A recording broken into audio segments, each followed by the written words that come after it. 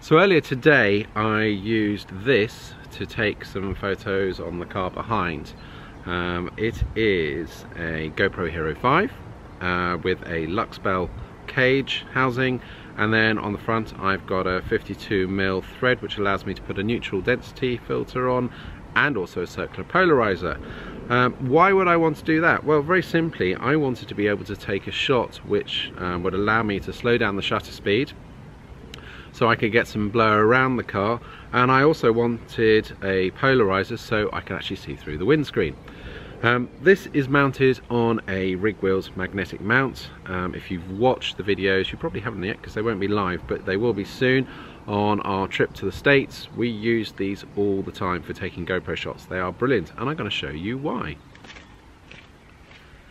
So here we have our mount, and here we have a bonnet. Now, as long as it's not aluminium or glass fibre or it's carbon fibre, then you'll be absolutely fine, and this will go on very nicely. Thankfully, most are not.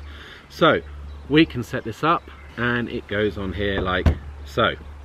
Now, if you think that's easy to move, I kid you not, it's not. I'll actually, you can pull it off very nicely. Now, it's got rubber on the bottom of it, so you haven't got to worry too much about scratching the car. I say we just made sure if the car got dirty that we actually cleaned it off, so there wasn't any grit underneath it before we put it on when we were in the States. But there were no marks when we came to drop the car off. I actually cleaned it first because it was so filthy, and there were no marks whatsoever. So we can put this on like so, and as you can hear, it's not going to move at all. It's brilliant. So now I can set up the camera exactly as I want. So facing back like that, I can tighten off the ball head and away we go. So now it's just a question of setting up the camera. So what we'll do now is we will connect the camera to my phone, and then we can actually have a look at the image that we're producing, and you can see the effect the polarizer has on what we're doing. So I'm now going to turn the GoPro on.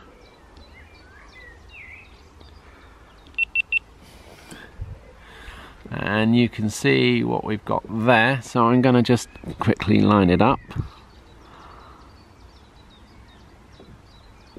Okay, so I'm just going to leave it at that for the moment. Now, obviously, we've got a 1.2 ND filter on the front of it, so it's going to appear a little bit dark on there, but that's fine.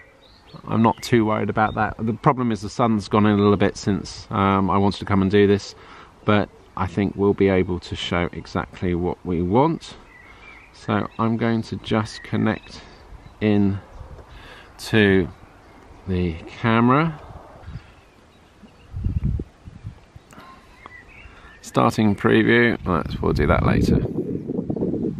Okay, so if we have a look at that, you can see there the image. Now, if I change the polarizer, you can very quickly see the effect it has. So this is what it would be like without the polarizer on it.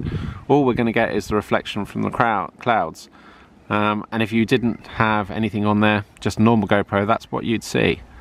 Great thing about the polarizer is we can literally dial them out and you can actually see inside the car. So that's one of the massive advantages of having this 52mm thread on the front of it.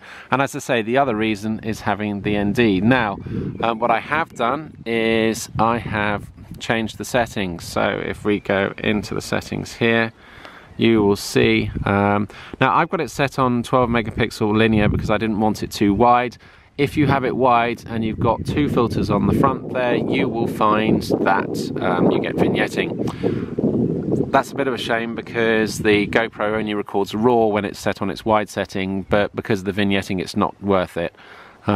So I tend to use it on 12 megapixels linear, don't shoot RAW, I leave it in Pro Tune so I can actually flatten out if I want to. What I can do is I set the max ISO to 400, so I can't force it to want to do a faster shutter speed. I can make it, by only being at 400, it means that it's going to have to do a longer shutter speed to get that exposure, which is where we then get the blur image.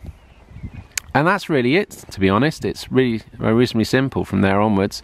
So then we just basically get in the car, and as long as we've got enough speed around us, then we can generate blur effects, which are what I'll show you now in the photos.